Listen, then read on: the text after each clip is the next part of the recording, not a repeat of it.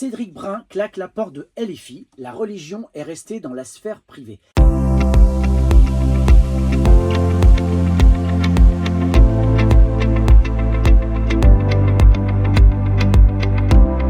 Cédric Brun claque la porte de LFI, la religion doit rester dans la sphère privée. Voici ses propos. Comment pourrais-je encore défendre la République si je ferme les yeux devant un parti qui, selon moi, laisse la religion s'infiltrer dans ses rangs? Le Point publie un article qui fait l'effet d'un coup de tonnerre. Cédric Brun, conseiller régional des Hauts-de-France, élu sous l'étiquette La France Insoumise, annonce son départ du mouvement. La raison invoquée est claire, nette, tranchante, comme une lame, la religion doit rester dans la sphère privée.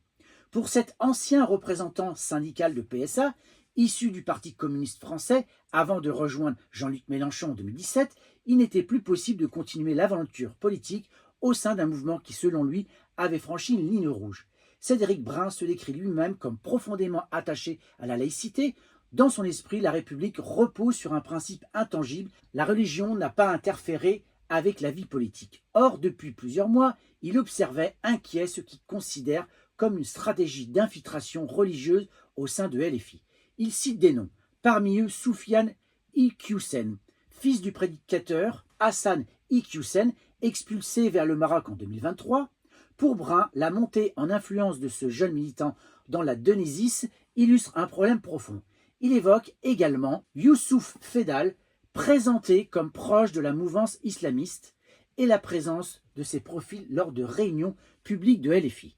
À ses yeux, c'est la preuve qu'une partie du mouvement ferme volontairement les yeux au risque de trahir ses propres idéaux républicains.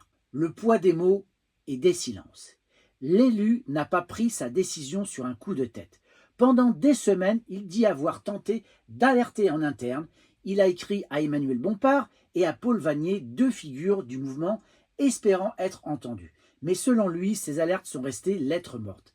Alors, il choisit le silence. Puis un jour, il choisit l'éclat. Il claque la porte de LFI en public sans retour possible. Une fracture ancienne, un malaise profond. Le départ de Cédric Brun n'est pas un cas isolé. Déjà en 2023, Julien Poix, figure de LFI dans la Somme, avait pris la même décision. Il dénonçait alors une absence de démocratie interne et un parti devenu complètement fou. Mais la rupture de Cédric Brun va plus loin. Elle ne met pas seulement en cause la gouvernance ou les querelles de pouvoir, elle touche au cœur idéologique du mouvement, la conception de la laïcité et la place de la religion dans l'espace public. Dans son communiqué, Brun est catégorique. Je ne veux pas faire de politique avec des profils non républicains. La religion doit rester dans la sphère privée. Ces phrases résonnent comme un avertissement. Elles soulignent une fracture grandissante entre ceux qui considèrent LFI comme un rempart progressiste ouvert à toutes les sensibilités et ceux qui voient une dérive inquiétante vers un compromis idéologique avec des mouvances religieuses. Malgré sa démission, Cédric Brun ne quitte pas la vie publique. Il continuera à siéger au conseil régional au sein du groupe pour le climat, pour l'emploi, aux côtés des écologistes. Une manière pour lui de rester fidèle à son engagement militant tout en tirant un trait sur un parti qu'il juge désormais incompatible avec ses valeurs laïques. Le cas de Cédric Brun soulève une question plus vaste. La laïcité est-elle encore un socle partagé par tous les partis de gauche? La fracture entre militants, cadres et élus semble s'élargir. Pour certains, l'inclusion de toutes les sensibilités est une force. Pour d'autres, c'est une faiblesse qui risque d'ouvrir la porte à des influences contraires à l'esprit républicain. La démission de Brun met en lumière ces contradictions. Elle relève ainsi l'incapacité du mouvement à apaiser ses propres tensions internes. C'est une alerte pour toute la gauche. L'affaire relatée par Le Point dépasse le cadre régional. Elle rappelle que la gauche française est traversée de débats brûlants sur la laïcité, l'universalisme et la place des religions dans la société. En claquant la porte de LFI, Cédric Brun envoie un message fort. La laïcité ne se négocie pas. Son départ est plus qu'un geste individuel, il est le symptôme d'un malaise profond qui pourrait bien marquer l'avenir du mouvement insoumis. L'autre caillou dans la chaussure de LFI, c'est le livre Les complices du mal, qui est un livre signé par Omar Youssef Souleymane qui établit des liens entre certains cadres de la France insoumise et des personnalités issues de l'islam politique. L'auteur a notamment participé à des manifestations où défilaient ensemble insoumis et des personnalités controversées pour leur lien à l'islam politique. Il s'explique: j'ai infiltré les manifestations pendant à peu près un an, entre 2024 et 2025. C'était des manifestations pour la Palestine, pour Gaza. Elles étaient organisées à Paris, des fois par LFI, des fois par des associations palestiniennes islamistes radicales. Durant ces manifestations, j'ai pu observer une alliance réelle entre eux. Ce n'est pas seulement qu'ils se croisent avec des islamistes et des pro-Hamas, indique-t-il. Pour illustrer cette proximité, il prend un exemple. Le garde du corps de Rima Hassan, c'est aussi un militant très actif dans une association qui s'appelle Urgence Palestine, qui est une association antisémite, islamiste et radicale, juge-t-il. Les islamistes utilisent LFI comme un cheval de Troie pour avoir des intérêts politiques et arriver au Parlement, accuse-t-il. De son côté, LFI utilise les islamistes, ils prennent les musulmans en France comme des otages pour des raisons électorales. C'est une instrumentalisation partagée entre les deux, accuse-t-il, assurant que son livre est pour les musulmans de France qui sont des croyants comme tout le monde. La seule chose qui les protège, c'est la laïcité, pas l'islam politique, conclut-il. Tout ceci risque d'amener du grain à moudre à la prochaine commission d'enquête sur les liens existants entre les représentants de mouvements politiques et des organisations et réseaux soutenant l'action terroriste ou propageant l'idéologie islamiste. Bien évidemment, ceux qui ont appelé à créer cette commission ont une arrière-pensée électoraliste, c'est évident. Pour autant, le sujet est brûlant, pouvant montrer une certaine naïveté des politiques face à un mouvement qui est réel, avec une forme d'islamisation rampante de la vie politique en France. Un journal a publié les grandes lignes qui fait état d'un rapport sur l'islamisme politique et la mouvance des frères musulmans. Ce rapport indique qu'il y a une menace très claire vis-à-vis de la République. Mais que dit ce rapport?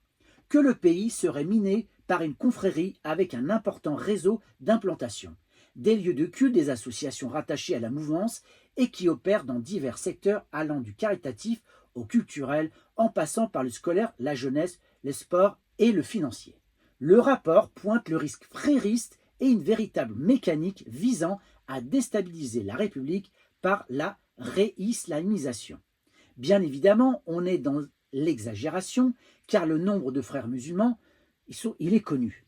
Si l'État considérait que ce mouvement était à ce point dangereux, pourquoi ne pas avoir expulsé ces individus? Il y a quelque chose qui n'est pas logique dans cette affaire. Malheureusement, LFI est la cible depuis plusieurs mois, voire plusieurs années, sur ce lien qu'il y a entre l'islam et ce parti. Aujourd'hui, on se retrouve avec un parti LFI qui est de plus en plus acculé face à des positions qui semblent un peu les mettre en mauvaise posture, car d'un côté, ils sont assez clairs et ils s'attaquent à tous les mouvements extrémistes.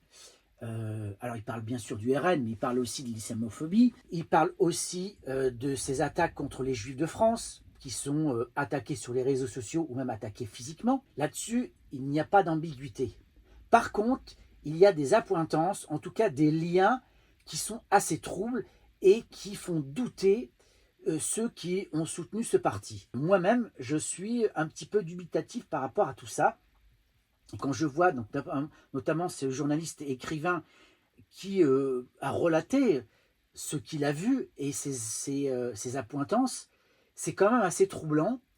Et malheureusement, en vue des prochaines élections, alors je ne sais pas si le Cornu va pouvoir tenir dans le temps, donc s'il y a des élections législatives et encore plus aux prochaines élections présidentielles, LFI forcément va se trouver mal en point face à tout ça.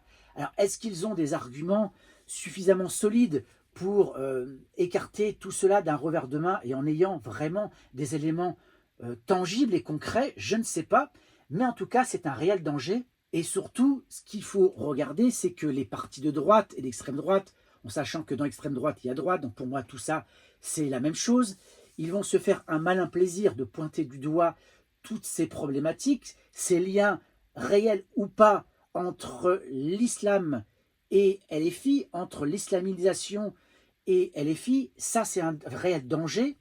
Et ça serait dommage pour LFI de se laisser embarquer là-dedans, d'autant qu'ils ont un programme politique et économique et social qui est quand même assez intéressant. Ils ont une colonne vertébrale et ils pourraient perdre les élections à cause de cela. Je ne comprends pas pourquoi LFI reste sourd et ne réagit pas. En tout cas, n'apporte pas des éléments pour se défendre. Ça, c'est assez inquiétant. Alors, soit c'est vrai, et alors là, LFI va être complètement écarté et va perdre des élections, soit ce n'est pas le cas, et alors là, c'est un peu surprenant. Dites-moi en commentaire ce que vous en pensez. N'oubliez pas de partager, de liker. Je vous dis à très bientôt pour une prochaine vidéo. Ciao!